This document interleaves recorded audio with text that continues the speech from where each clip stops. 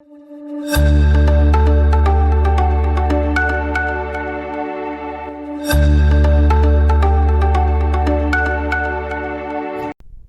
Bumble walked on with strides.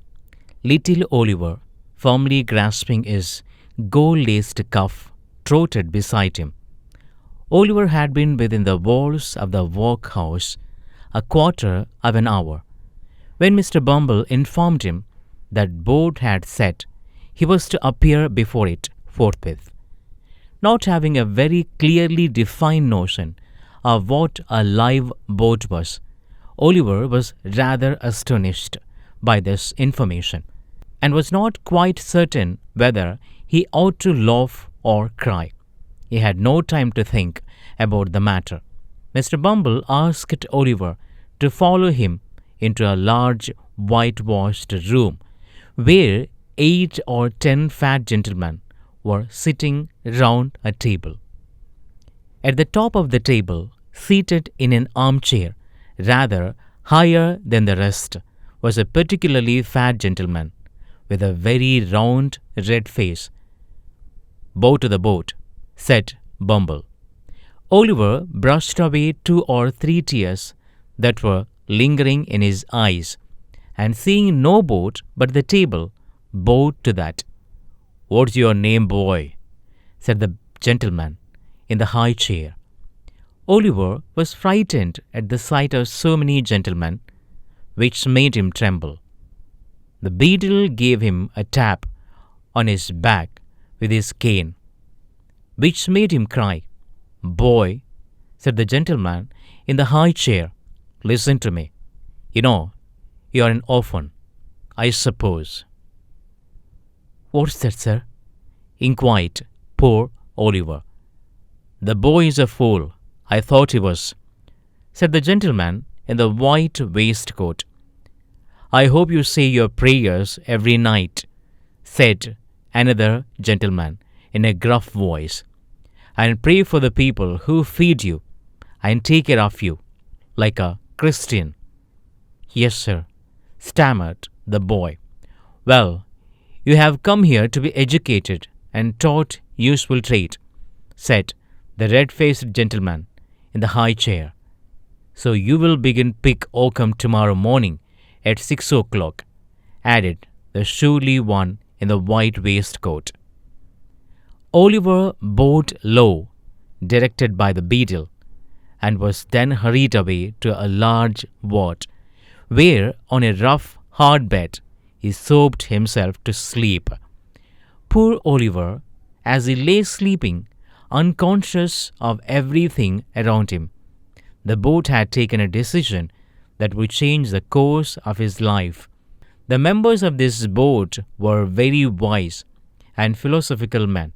As they turned their attention to the workhouse, they discovered that it was the regular place of public entertainment for the poorer classes. It was a place where they had breakfast, dinner, tea, and supper all the year round and free, where it was all play and no work. This was really a shocking state of affairs. They were of the opinion that the poor should be given only 2 alternatives, either to starve quickly outside the workhouse or gradually inside the house. With this view, they decided that the inmates of the workhouse would be issued 3 meals of thin gruel a day, with an onion twice a week. For the first 6 months after Oliver Twist was moved in, the system was in full operation. As a result, during this period, the number of workhouse inmates got smaller, and the inmates themselves shrank in size and became thinner. The room in which the boys were fed was a large stone hall with a big copper bowl at one end, out of which the master, dressed in an apron for the purpose and assisted by 1 or 2 women, ladled the gruel at mealtime. Of this festive composition, each boy had 1 basinful and no more except on occasions of great public rejoicing, when he had 2 ounces and a quarter of bread besides. The basins never wanted washing. The boys polished them with their spoons till they shone again.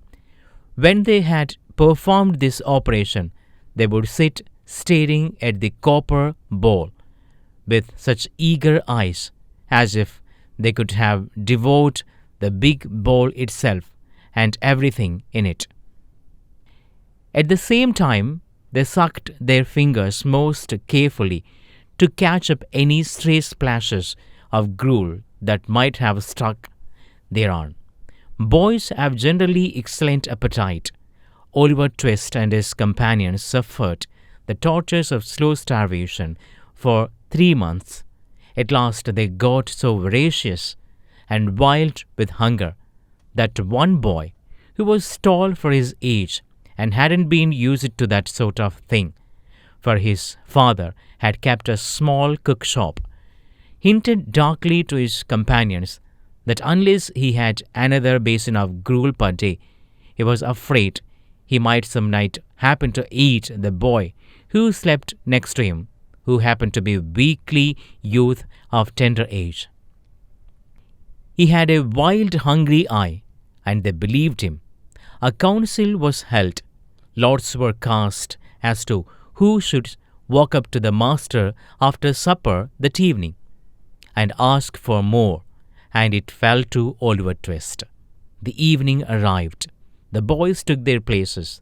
The master, in his cook's uniform, stationed himself at the copper.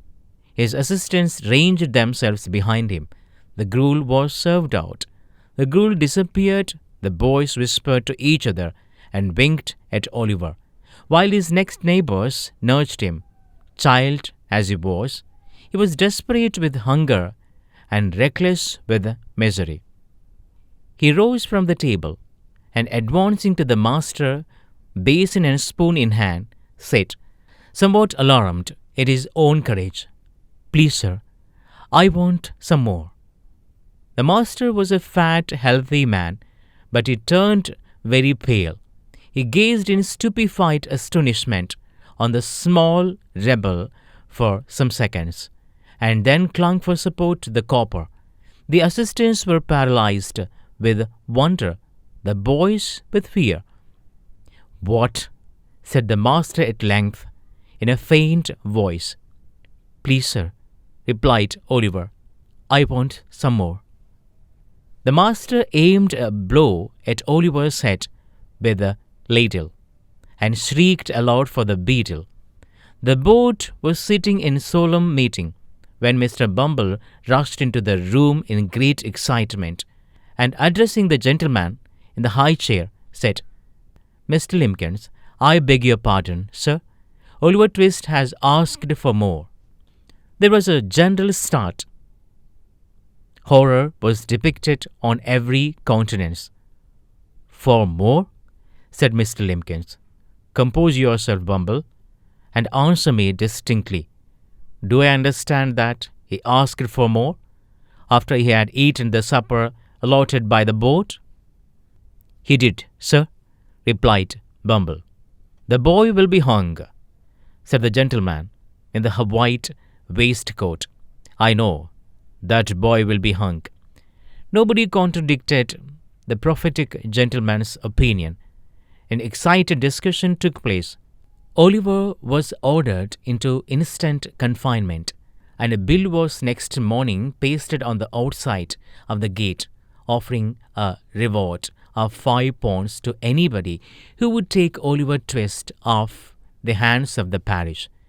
In other words, £5 and Oliver Twist were offered to any man or woman who wanted an apprentice to any trade, business, or calling.